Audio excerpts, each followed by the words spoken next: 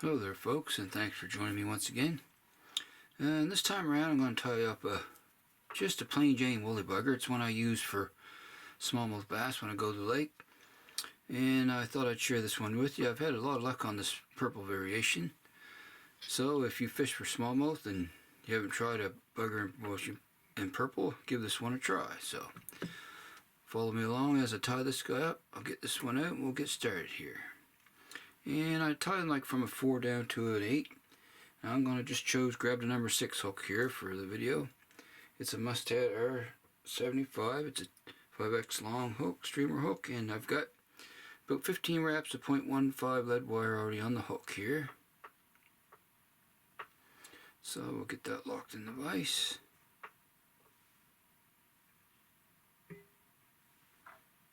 Okay. Alrighty. And for thread, I'm using some UTC 140 in black.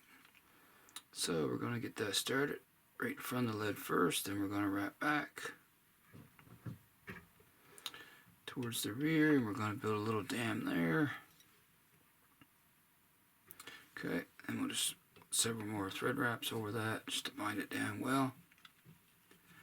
Then we'll work our thread to the bend where we're going to tie our marabou tail in, snip off the excess thread there.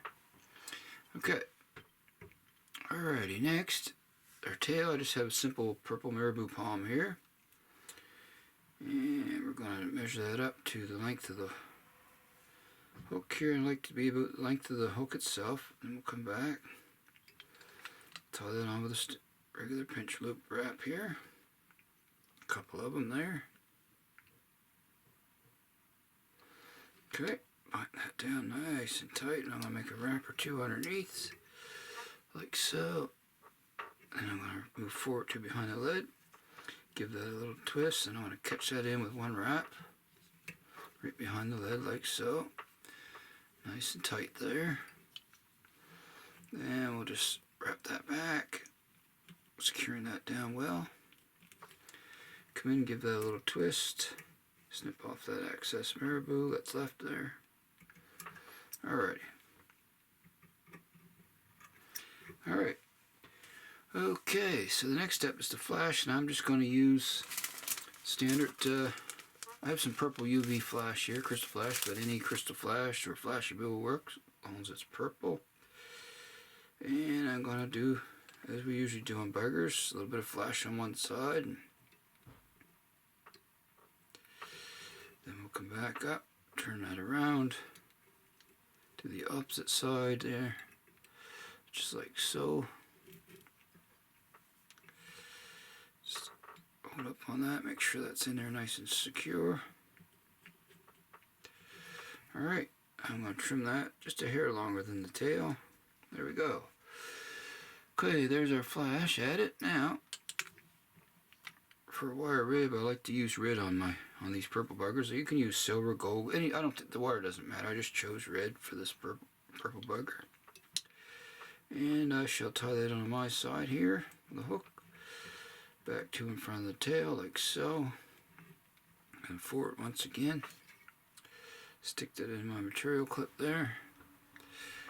Alrighty, so for the body, I just have some woolly bugger chenille, just any standard purple chenille. This is medium, and I have some thread core exposed there. I'm going to tie that in on the far side of the hook, like so here.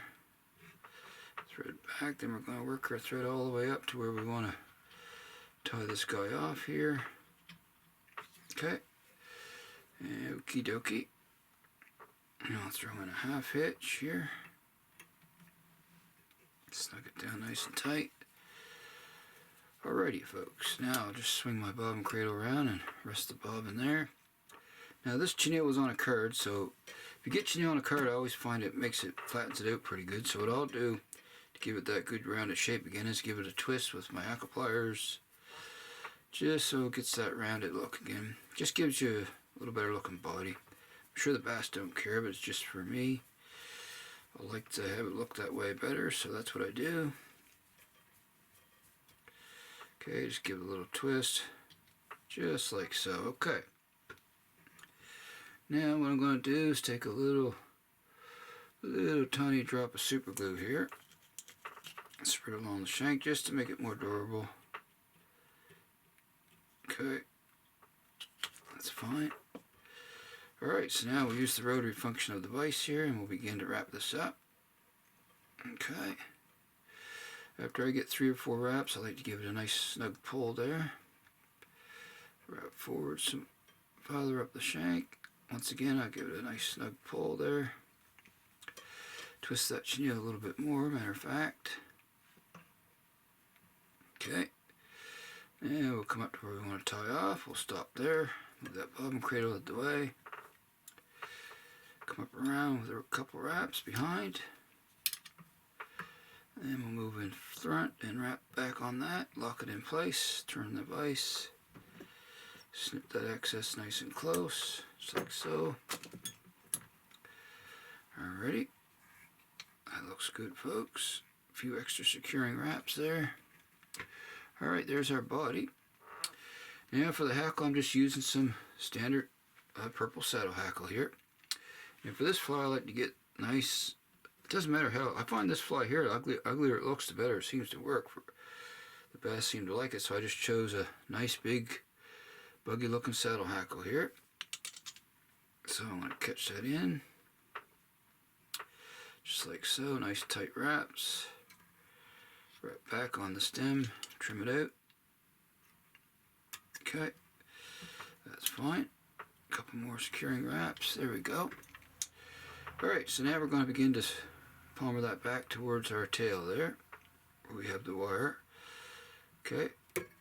Whoops, that happened to broke on me there, folks. That happens once in a while, no big deal. Back that off.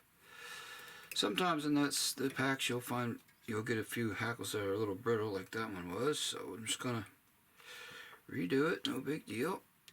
Stuff like that happens. Alrighty. Bind that down, fold it back, nice and snug. Alrighty, let's try that once again. If this one breaks again, I'll just try another hackle. It's no big deal. Okay. And we're going to wrap back towards our tail there. And as I get going back, as you can see, that's a nice big buggy looking hackle I'm using there. Now I'll grab my hackle pliers here, folks. Get a grip on that hackle before it slips out of my fingers. And we'll take our time and go back here. Okay, one more wrap around. Alright, that's fine. Now I'll grab that wire that I tied in, bring it down underneath the shank. Try not to catch your tail fibers there. Okay, and when you bring that up, you want to catch in that hackle tip at the same time. Looks like I may have caught a few of my fibers there, folks. Just give me a sec here. I grab my needle. Just give me a little hard time is all. It's no big deal. Catch that flash so it doesn't catch on me there. Get my crystal flash back where it goes. Alright, there we go. No biggie. Okay. So now we'll bring our wire up around. Give it a little wiggle there. Catch that in. Release my pliers. Alright, now we'll spiral that wire forward. And that just makes it even more durable because you're going against that hackle, the rings of the hackle there, trapping it down. Makes a nice, strong, durable bugger. Catch lots of bass on it. Alright, let's tie off our wire here. Okay. Just like so. Nice and tight. I'm going to fold that wire back. Take my nail and push it down. And that really locks that wire in. There's no way that's coming out of there. So I find that's a good way to do it when you're tying wire off, if you can. Is to fold it back whenever you can. Alright, so now I'm just going to give that a little helicopter. Here we go. And I don't want to forget my hackle tip at the rear here that I tied in. The wire, I'm going to snip that out. Okay. There we have it. And you're bound to catch a few fibers in, but that's no big deal. If you wish, after you're done, I can show you. You can take some Velcro or comb and just comb it out a little bit if you think you trapped some in there. It's not no biggie, that's for sure. Still got that one stubborn crystal flash fiber there. I'll get him back where he goes. There we go, folks. Alright, sweat my fingers and get that under control a little bit there. There we go. Alrighty, so now we're just going to build the head up a bit here. And we'll just go back a little farther onto that wire. Cover that up. That looks pretty decent there, folks. Like I say, it's not going to be perfect. Don't worry about it. Like I was telling you, the uglier the better I found this fly to be. And if it gets beat up a little, I found I caught more bass on it. So don't fret if it doesn't look perfect, that's for sure. Okay, I'm just grabbing my whip finisher here, folks. I'm going to put a little wax on there. That'll prevent that knot from slipping down on me. Okay, I'm going to come in here. And I'm probably going to do probably a 7 or 8 turn whip on this guy. Lots of wraps. Okay, nice and tight pull to snug that nice and tight. Grab my scissors here, trim it up nice and close. And there we have another size 6 purple bass bugger. Definitely a good fly for smallmouth I found over the years in that purple color. Okay, one last step. Take a little bit of bone dry, or you can use your favorite Sid spinner lacquer, whichever you want to use.